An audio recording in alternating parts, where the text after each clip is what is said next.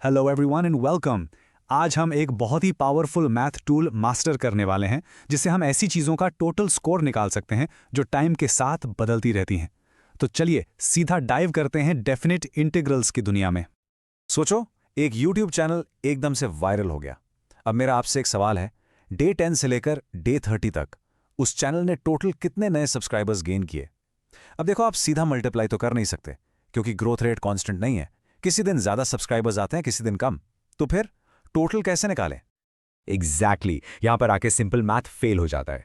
जब कोई चीज कांस्टेंट रेट से नहीं बदल रही हो, जैसे कि सब्सक्राइबर ग्रोथ या एक कार की स्पीड, तो टोटल अक्यूमुलेशन निकालने के लिए हमें एक स्पेशल टूल की जरूरत पड़ती है। और वो स्पेशल टूल है द डेफिनेट इंटीग्रल।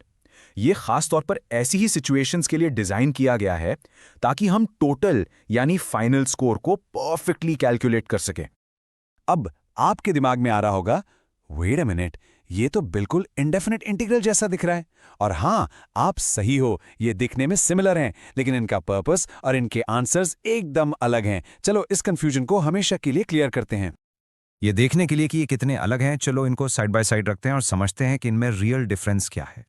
चलो इसको एक गेमिंग एनालॉजी से समझते हैं। इनडेफिनिट इंटीग्रल को समझो जैसे आपके गेम कैरेक्टर का पोटेंशियल स्कोर। ये एक जनरल फॉर्मूला है जिसमें हमेशा प्लस सी होता है। लेकिन डेफिनेट इंटीग्रल वो है आपके कैरेक्टर का एक स्पेसिफिक मैच का फाइनल स्कोर, एक सिंगल कॉन्क्रीट नंबर। यहां कोई प्लस सी नहीं होता क्योंकि सब कुछ 2 पॉइंट्स के बीच में परफेक्टली कैलकुलेट हो चुका है। तो ये फाइनल स्कोर हम कैलकुलेट कैसे करते हैं? इसके लिए एक मैजिक फॉर्मूला है जिसका ऑफिशियल नाम है the fundamental theorem of calculus.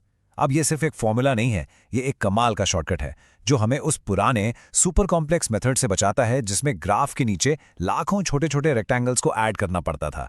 इसे एक सिंपल चीट कोड समझो। ये रहा वो फॉर्मूला। इसमें a है लोअर लिमिट यानी हमारा स्टार्टिंग पॉइंट और b है अपर लिमिट यानी हमारा and point. Function f of x वो चीज़ है जिसे हम मेजर कर रहे हैं। सबसे इंपॉर्टेंट है इसका anti derivative f of x ढूंढना। बस आपको एंटी डेरिवेटिव निकालना है, उसमें अपर लिमिट b डालना है, फिर लोअर लिमिट a डालना है और सब्ट्रैक्ट कर देना है। इतना स्ट्रेट फॉरवर्ड है। ठीक है, थ्योरी बहुत होगी। चलो अब इस मैजिक फॉर्मूला को एक्शन में लाते हैं और एक रियल प्रॉब्लम को स्टेप बाय स्टेप सॉल्व करते हैं। ये रहा एक क्लासिक प्रॉब्लम। हमें 2x का इंटीग्रल निकालना है फ्रॉम 1 to 3। हम यहाँ एक्चुअली कर क्या रहे हैं?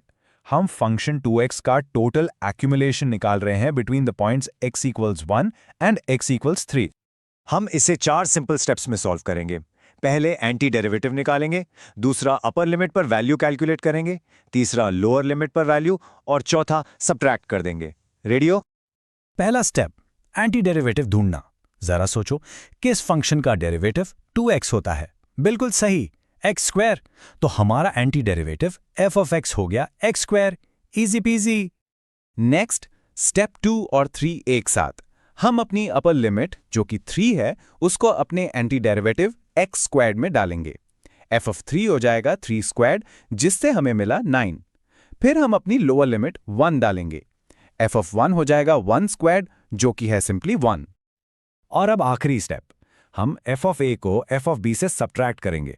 मतलब 9 - 1 इज 8। और यही है हमारा फाइनल आंसर। देखा आपने, रिजल्ट एक सिंगल नंबर है, कोई फंक्शन नहीं और बिल्कुल भी प्लस सी नहीं। बहुत बढ़िया, हमने आंसर निकाल लिया जो कि है 8। लेकिन इस नंबर का आखिर मतलब क्या है?